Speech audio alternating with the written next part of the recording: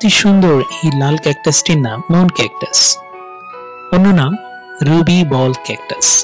এটিকে বাংলায় লাল চন্দ্র ক্যাকটাস বলা হয়। এর জন্মস্থান দক্ষিণ আমেরিকা।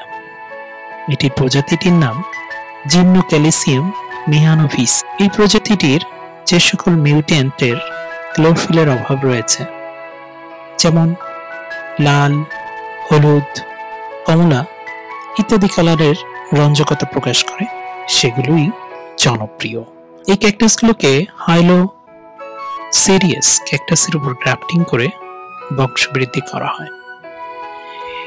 মাথার গোলাকার লাল, হলুদ, কমলা রঙের অংশ থাকে, গায়ে ছোট ছোট কাঁটা থাকে। এটির অন্যান্য নামগুলোর মধ্যে আছে red hibotan cactus, red cap cactus, ruby ball cactus ইত্যাদি নামে ডাকা হয়ে থাকে।